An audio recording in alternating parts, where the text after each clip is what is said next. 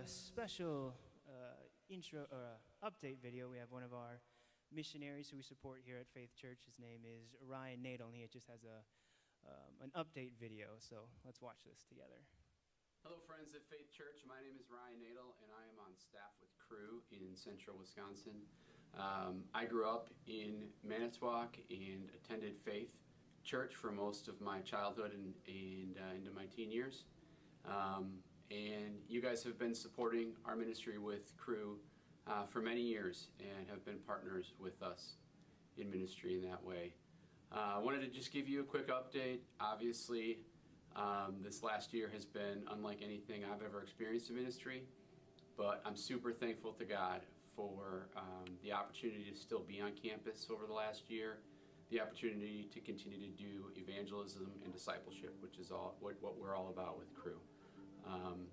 But I'm also grateful because God is raising up leaders within our ministry, and I wanted to introduce you to one of those leaders today who also comes from Manitowoc County.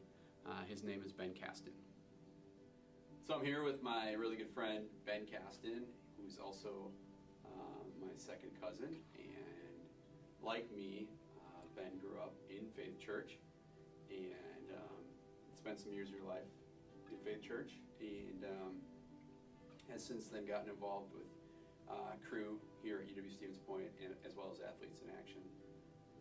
So Ben, what is one way that you feel like Cru has helped you connect to the Lord and also helped you have a ministry in college? So through discipleship, Naidl is actually my discipler. Basically, discipleship is like a mentor-mentee program, and we meet up usually once a week, and we keep in contact. We will go through the Bible and read over it, like Bible study, and then we'll go out and we'll share on campus and talk about God and our faith with others. That's sweet, Ben. It's really encouraging to hear just how our relationship has been beneficial to you, and even think about the time we spent together and how this benefited you.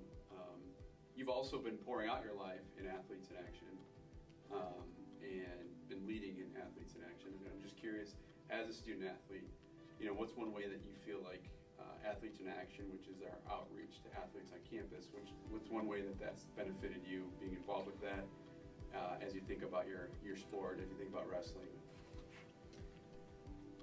Yeah, so through Athletes in Action, we teach 5 main principles on how to glorify God through our sport. My favorite one is audience of one, and the idea is not thinking about anybody else in the entire room. For me, it's in the bleachers when I'm on the mat, that I just blank out everybody else and can only picture God in the stands. Another thing that has helped me compete freer and for God's glory is realizing that no matter how I do, if I win, if I lose, if I get hurt, it doesn't matter, because at the end of the day, God still loves me and He's still my Lord and Savior. So about a week ago, Ben and I just got back from a mission trip to Guatemala with an organization called Filter of Hope, where we got to install water filters for people and also talk to them about how Jesus filters our life, makes us clean again. And it was a pretty amazing trip for me. I think probably for you definitely too. What's one thing you got to see God do on that trip? Each and every one of the people that we visited, the homes that we went into, and the people that we shared with, how much they cared about each other and cared for us, even though we were going in there and giving them gifts. How much they just appreciated it. The other thing that I took away from the trip is how important it is to go out and share your faith, how important it is to share how Jesus has impacted our lives, and And at the end of the day, it's not about how I affect people, but it's about how the Holy Spirit works through you and in others' lives.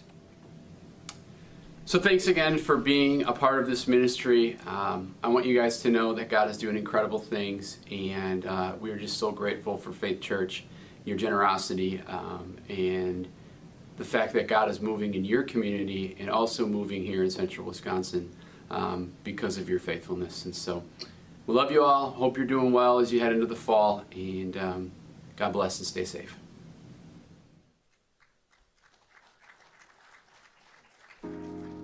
This is a new way to live. We have a new promise on life. We can live and love to the fullness. We endure through difficulty by the grace of God, and we are made more like Him. We are transformed in His image and characterized by His righteousness. This is a new way to live. His comfort comes through affliction, His sufficiency through insufficiency, His blessing through suffering, His salvation through grief, and His abundance through poverty, His power alive, working in our weakness. This is a new way to live. We can reconcile with our brother. We can forgive our sister. We can build bridges across the divide. We mend fences, and prodigal relationships can come home. We now know restoration is worth the work. This is a new way to live. His way of measuring success is different. His way of defining significance is different. His way is to serve and be humble.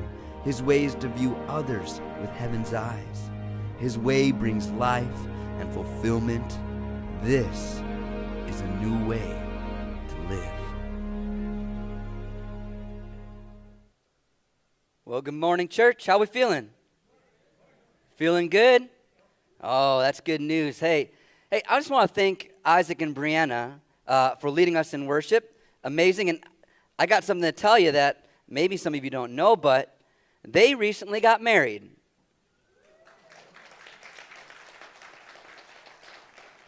I'd like to think, the worship ministry here did a little matchmaking. So, if you're single and want to join the worship ministry, but so thankful for them. Hey, this week, kick off to a lot of things. I know our faith kids they're having their pop-up, they're calling it. They're getting popsicles and welcoming the new kids to the XD, our kids programming here.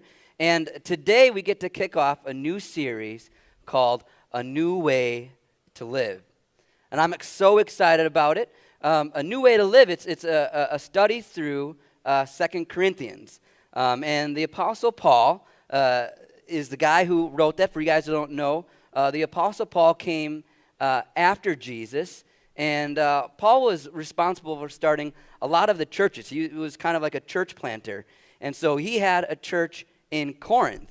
And so 2 Corinthians was actually his second letter to the church in Corinth.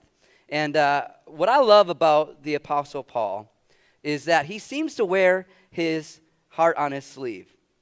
He's kind of, what I get, is he's kind of an authentic guy. He's real personal, and he shares what's on his heart. He's really not concerned about offending because he's going to speak the truth. But you get this sense that he cares. And the Apostle Paul really cared about the church in Corinth. And so he was writing to the church in Corinth, and he was talking about God as a God of comfort. And so this morning I titled my message, Where's My Comfort? I got to tell you a story first, though.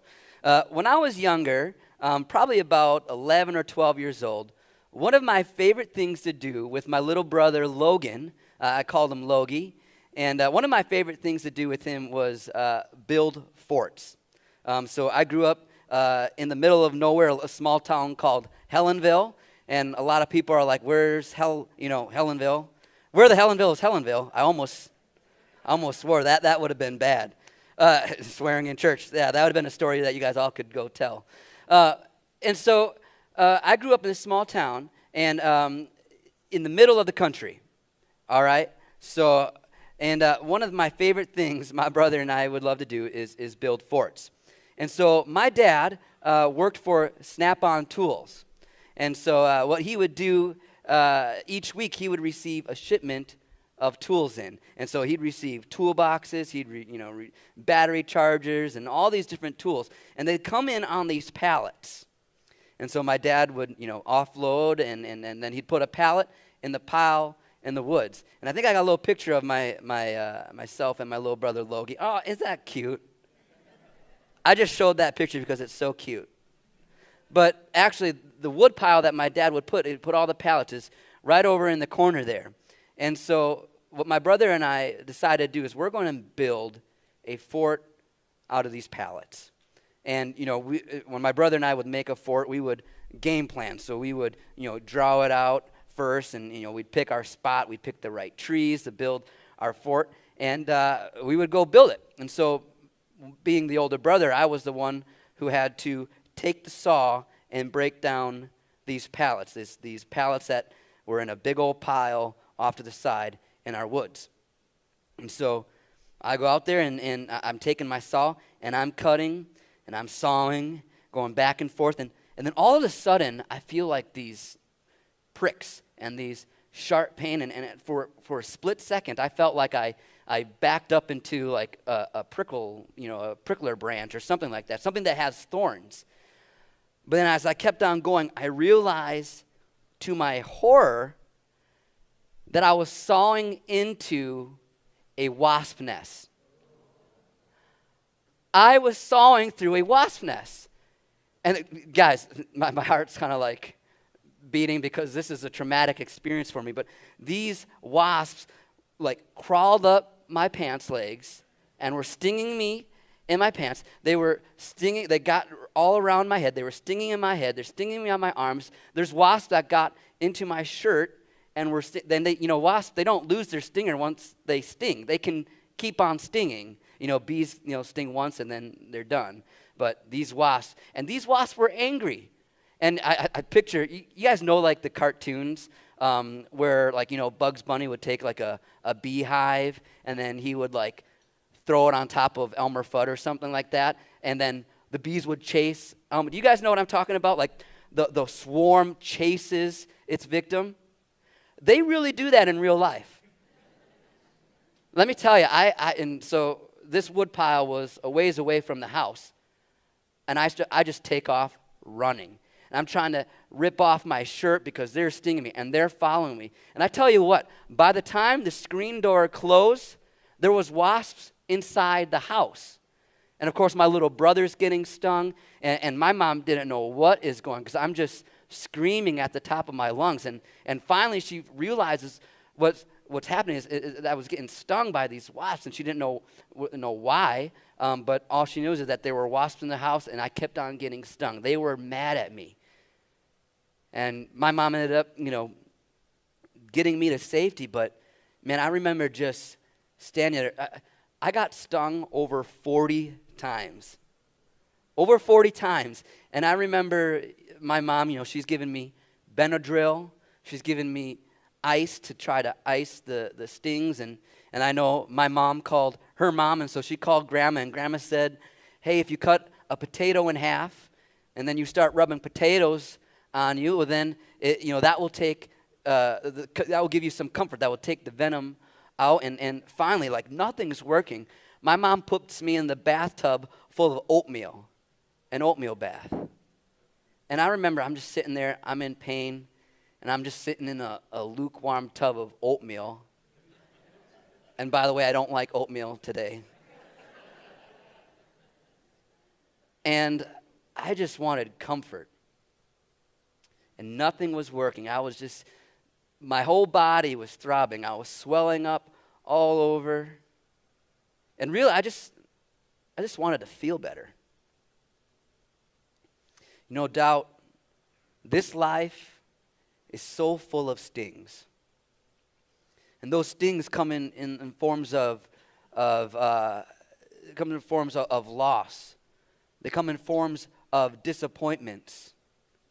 They come in forms of heartbreaks. Those stings come in forms of physical afflictions, sicknesses. Life is so full of hurt. No doubt there's people in this room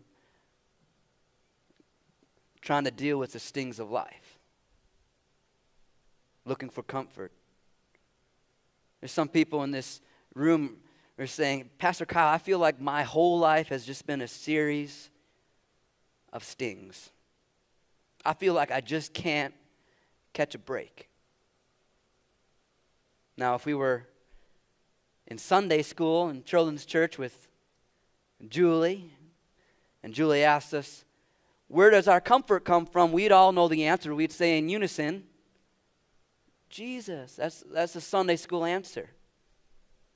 And even though I believe that to be true, this morning I really want our hearts to connect on a deeper level on what that really means and what that looks like for us.